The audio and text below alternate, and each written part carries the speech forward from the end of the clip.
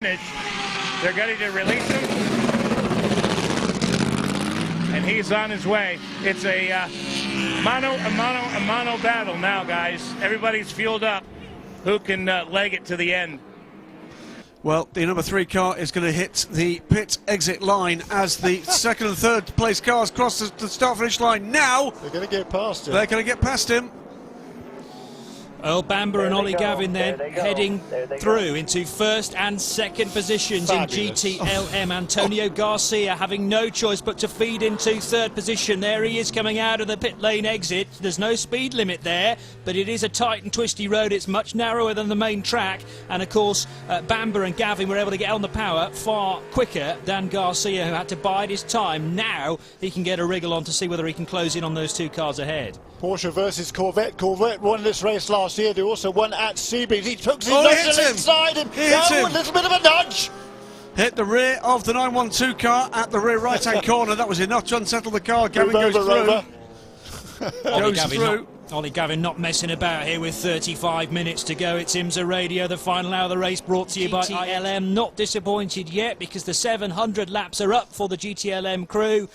And yeah, that was a touch, certainly. Did Gavin misjudge his braking points, or was that a professional foul? No, but the gap is wide open there. Earl Bamber left a huge gap down the inside. Hey, what's Oliver Gavin going to do? Say, OK, that's fine. You leave that gap. I'm not going to go for that one. Of course he's not. He's going to go for the gap. That's what he did. And he's taken the lead, but the Porsche's coming back at him now on the straightaway. It wasn't the width of a C7R gap, though, I'll say. It was just less than that. Here's Jim Roller. Jeremy, you'll recall Laguna Seca a few years ago. It was Porsche and Corvette right to the last corner, and both of them ended up big steaming piles of carbon fiber. Both cars with driveline problems, but they're going to get 4th and 6th at the moment in terms of points for the championship. But what a run it's been for Corvette so far. It was a horrible year last year for Ollie Gavin and the 4 crew, apart from the fact that they won Le Mans. They just didn't get any look at all, and at the moment they have a second on their teammates. I'm assuming they're not going to cut those guys loose for the last 16 minutes. I think those decisions. Multi-21. No. Multi-21, Antonio. Do you copy? Earl Bamber down to a 45-2, doing a cracking job. He's got plenty of time between himself and Augusto Farfus. Let's go down to the pit lane. Jim Roller has stationed himself by the big yellow machine. Well, word's gone out on the radio, guys. You're okay to race. No way! But they told Ollie Gavin, keep it clean, no risks. Oh my goodness me. Well, you got to love them for that. But well, these guys are experienced. He says that those are words that could come back to bite them and indeed me in the last 15 minutes. Brought to you live on IMSA Radio. Going to move down into turn 5. Franz Conrad's cars fantastic in the mix when there needs to be. Was it not ever thus, Graham? Well, the first time I came here for a race. And these are 2 Corvettes absolutely together through the tri-oval. Was there a touch there between the front of Antonio Garcia and the back of Ollie Gavin? Now, Ollie Gavin did the bump and run to get the lead away from the Porsche of Earl Bamber. Isn't he going to be hoisted by his own petard from his teammate?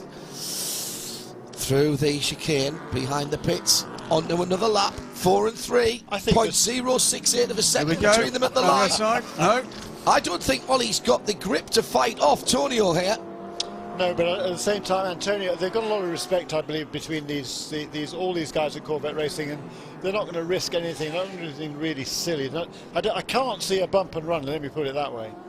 I think if there's paint traded here, there'll be words. Well, someone will be probably looking for a pink slip. Formation flying. Here comes Antonio Garcia again. He's got the run, but he's got to go the long way around. Tried the dummy. Ollie Gavin does the right thing again. Stay down. Keep low, keep low, keep low. Make your opponent go the long way.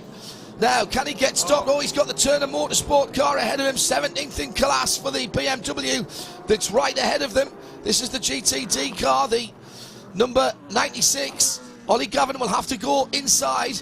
That's not the optimum line there, but Garcia has no choice but to follow through on the same line. 670.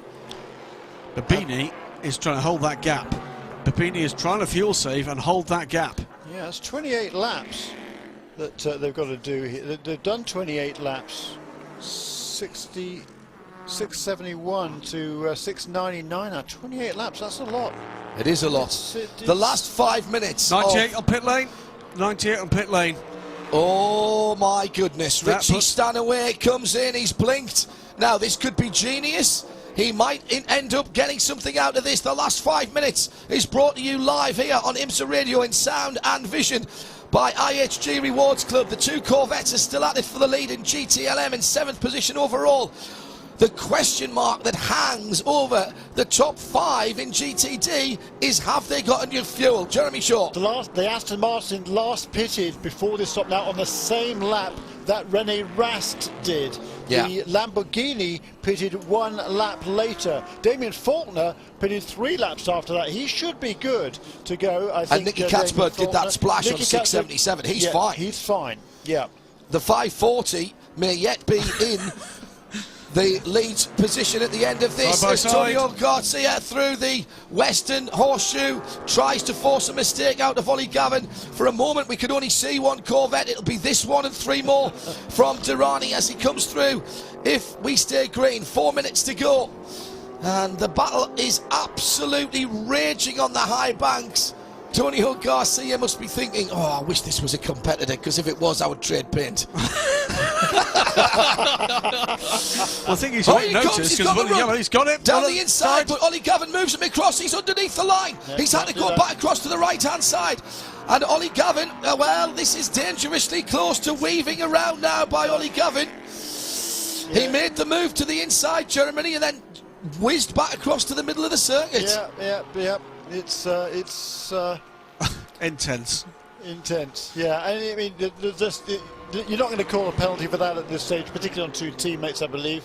There is the Comes wide. Lamborghini. Is that slow? Goes wide. Babini's slowing down. Babini's slowing down. He has. There's drama. Fabio Babini in the 20th Lambo is slowing down. René Rast is going to go back to the lead. The 2 Corvettes are side by side and through. Goes Antonio Garcia. And he's slid wide wide. in turn 1. Through back goes Ollie Gavin. Whoa!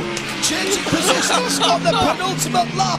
And meantime, Babini is out of fuel. Fabio Babini, the 28 car, is slowed in the infield section.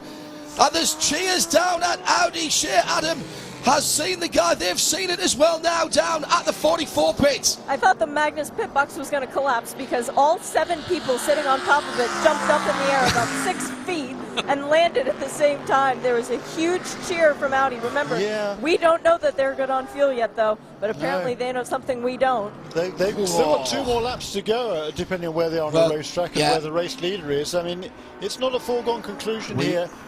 We had an Audi run out of fuel on the final lap 2 years ago. I remember it. I remember it well. And the 44 slowing. The 44 is slowing on the far side of the circuit. The Audi, the Magnus Audi, is slowing as well, and Katzberg is going to come through. Has he picked up speed again? He's picked up speed again. He's wiggling around. It's on the banks. It is a real problem to get fuel pressure on the high banks. Talking to Brad Kettler about this, everybody struggles through the tri-oval, and the battle for the lead is back on again. Here's the 540 coming through. He's right on his tail, down into turn number 1, and the 540 of Nicky Katzberg goes round the outside. This is the battle for the lead in GTD. No, wrong Audi. The 11 car is at the International Horseshoe. 540 is about 6 seconds back now. Wow. Oh my goodness me. Babini has made it to the pits. It's gone, gone for Babini. Damien Fault is in 3rd position for Dodge, and it may be better than that yet. There's only 10 seconds between Rast. The white flag is out this time, 3.5 miles, and still you can't write the headlines. The 54th Rolex 24 Daytona will go to the wire. Live on IMSA Radio and TV from the Daytona International Speedway. The last 50 seconds, the last 3.5 miles now, brought to you by IHG Rewards Club, and Pipi Durrani has 21 seconds on the field. That is the only conclusion, the only foregone conclusion out there. 1 single stutter from René Rast, and Katzberg will be on him. It's 8.5 seconds between 1st and 2nd. He's going to have to do another lap, though, Of course isn't he is. Absolutely. Unless he gets passed by the leader. Yeah, where is it? I don't think that's going to happen. No, I don't think it is. He's in turns 3 and 4 now. No, that's not going to happen. Oh my goodness. Saw This is that where he Audi slowed slowing down last there. time. Yep. And I really thought it was going to happen again. Pipo Tirani out of the WEC for 2016. Picked up by Scott Sharp and Ed Brown for ESM. Has been a breakout race for this young man. Look at that. Damien Faulkner is only about four or five car lengths behind Nicky Catsburg. The bad news is there's 2 cars between them, and he's got past one of them, though, Yes. as Damien Faulkner. Here comes the Patron ESM. Well, what a difference a year makes. 3 different manufacturers for their chassis last year, and they will start 2016 in the IMSA WeatherTech Championship.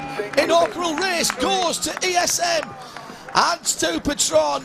Let's get some reaction from down in the pit lane in a moment, because we still have other races to resolve. And here comes onto the high banks at turn 1 for the final time, the 44 of Rene Rast. There's damage to the right front of that car. The 540 is getting closer. Second is home. 10 comes home in second place. That is Max Angelelli. Ryan Hunter-Reay will be next up. And Damien Faulkner in third position in the Viper Exchange 93 car, Stars and Stripes car.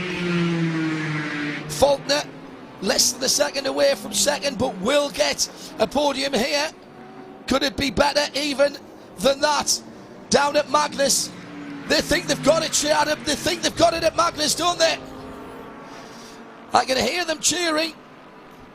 He can almost kick out the clutch and coast home from here, almost.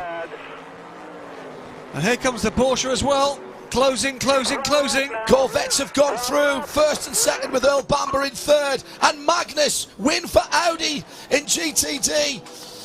And right on the line, it is Catsburg from Faulkner. The 2 vets aren't finished yet. Here they come on the high banking, and Ollie Gavin round the outside, almost gets there. Let's head down and get some reaction down in the pit lane. Jim Roller.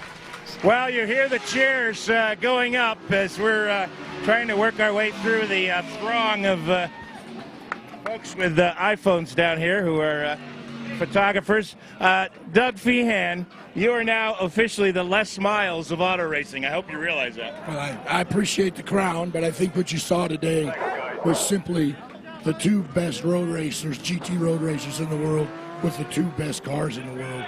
You'd be hard-pressed to find a better finish than this. That was absolutely fantastic, and what a gutsy call. Well, you don't spend 23 and a half hours working this hard without having the ability to race. That's what this sport is about. We trust them. We know how good they are. They know what the rules are. They abided by them. That last pass and repass was as good as it gets and as clean as it gets. They're truly the best guys in the world.